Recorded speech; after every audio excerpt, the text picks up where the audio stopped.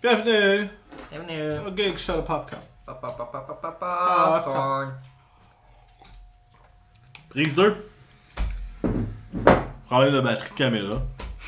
Petite caméra de merde. On a fait tout le show, mais on filmait pas. Ouais, film Je l'ai parlé. Je jasais. On a jasé. On va dire la même affaire. La légende de Korra, qui est Avatar, c'est une série de. Je t'aime ça à dire Nickelodeon. Nickelodeon. Faut comme je me concentre pour dire ce mot-là. C'est une série, comme on disait, américaine qui est très inspirée de l'asiatique, par exemple de l'Asie en général. Ouais, il y a Ça un petit chien. pinch! Il y a un petit chien léchouilleux qui est après moi. La série se porte sur Korra, qui est l'avatar. Dans la série, il y a 5 nations. La nation humaine, qui est un peu éparpillée un peu partout. Puis il y a les autres nations, tu as la terre, l'air, l'eau et le feu. Il y a des personnes dans chaque nation qui sont capables de contrôler l'élément respectif. Ce qui veut dire, tu fais partie de la nation du feu. Certaines personnes qui sont des benders sont capables de contrôler le feu à travers les arts martiaux. L'eau, la même chose, la terre et l'air. Fait que t'as l'avatar, qui est une seule personne au monde qui comme se réincarne. L'élu. Oui, c'est l'élu. Se réincarne. À chaque fois qu'il meurt, se réincarne, c'est vraiment la réincarnation, c'est très bouddhiste. Qui peut contrôler les 4 éléments. Le 5e élément, il n'y en a pas. C'est un autre film, t'as Bruce Willis, pas pareil. En effet. Ouais.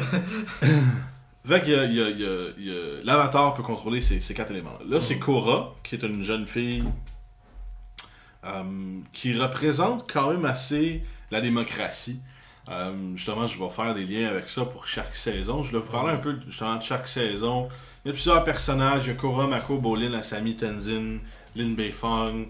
Il y a un ours, un chien ours. Un chien ours. Il y a un chien ours, comment c'est cool. Il y a un furet de feu, il y a des dragons.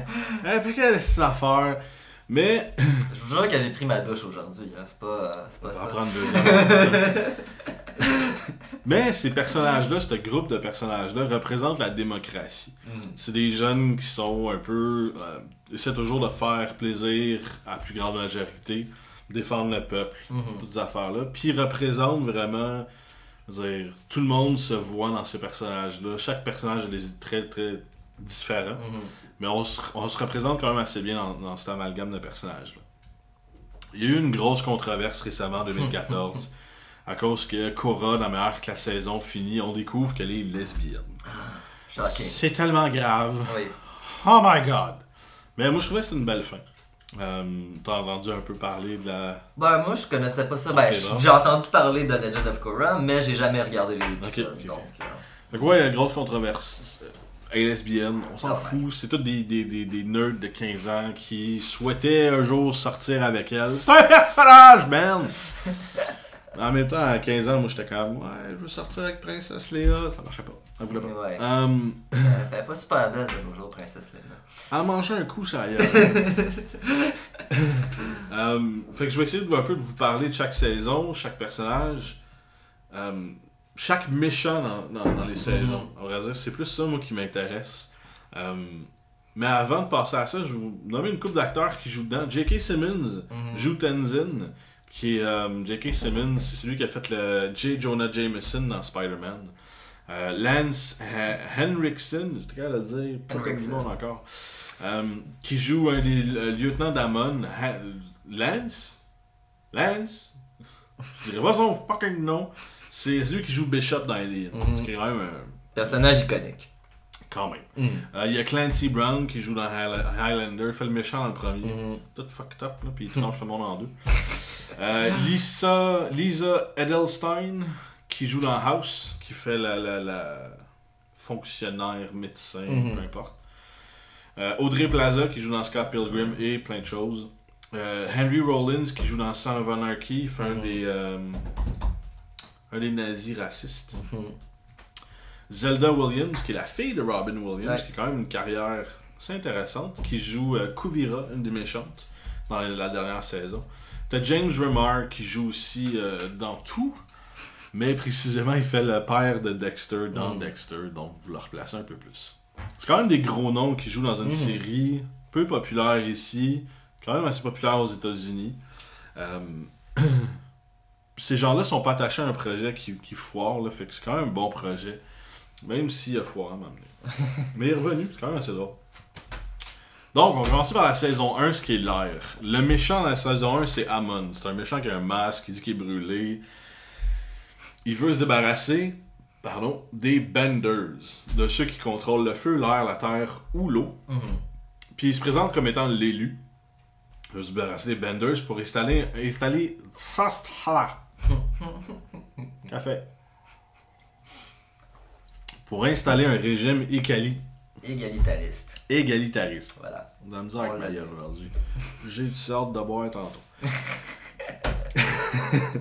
On dit que c'est égalitariste, mais c'est vraiment du communisme. Le communisme, ce que c'est la mise en commun des moyens de production et qui vise à supprimer les classes sociales. Comme on l'a dit tantôt, on va refaire la joke. Il y a quand même juste 2 classes sociales dans le communisme. Le président, c'est Chum, puis le restant du monde. C'est ça que ça. C'est ça que ça donne. Moi, je trouvais ça vraiment cool parce qu'on voyait Korra, sa gang, qui est pas mal la démocratie, combattre le communisme. Je trouvais ça quand même assez drôle. Ça me rappelait des vieux moments de Russie. Mais là, je trouvais ça quand même assez comique. Je trouvais ça intéressant. Ça parlait d'un sujet un peu plus profond. Mais on dirait qu'il essaye d'aller toucher un sujet plus profond avec... ouais, c'est ça. Ben, tu sais, le méchant représentait pas juste le mal, il représentait vraiment une facette, une façon différente de faire les choses. Une idéologie, là, c'est ça. Ouais, carrément une idéologie différente. Je me disais, cool, tu sais, la série, quand même une certaine profondeur, quoique ça peut devenir fatigant à la longue. Mais c'est là qui est intéressant. Dans la saison 2, on se bat contre la théocratie. Ben, on se bat. Korra se bat un peu plus contre la théocratie. Le méchant, c'est Unalaq. Il suit le chemin des dieux, puis il souhaite imposer ses croyances religieuses sur le monde entier. Ça, c'est vraiment la théocratie. La théocratie, c'est l'Église qui mène le gouvernement. Fait que là, on se battait plus contre le communisme, on se battait contre une autre idéologie. Puis encore une fois, Korra représente un peu la démocratie. Je trouvais ça quand même assez intéressant. Je disais, ok, là, on se bat contre autre chose. Le méchant représente une autre facette, une autre approche pour... Toujours dans le but d'avoir le monde parfait, mais juste une différente manière de l'atteindre. Fait que je me disais, ok, on se bat contre différentes sources de gouvernement. Après ça, dans la saison 3, le méchant, c'est Zahir, qui est un prisonnier de guerre, est enfermé depuis 15 ans, un paquet d'affaires.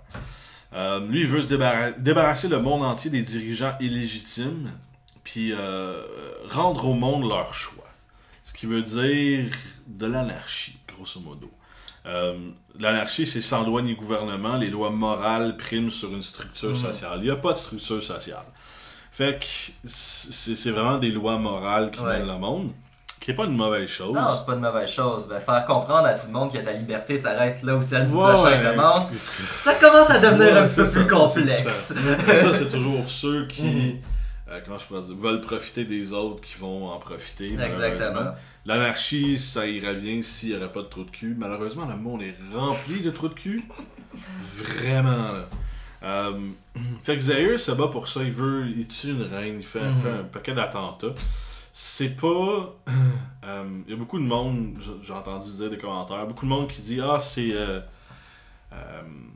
des terroristes. » Non, ben il appelle même des terroristes, mais c'est pas des terroristes, c'est vraiment, il prône l'anarchie, puis il comprend pas les classes sociales, puis il veut s'en débarrasser. Personnellement, je les comprends pas non plus, les classes sociales. Oui, je comprends c'est quoi une classe sociale, je comprends pas les classes sociales. Je comprends pas ça, en tout cas. C'est peut-être moi qui est cave. Fait que Zahir se bat pour ça. Puis encore une fois, on voyait la démocratie contre l'anarchie.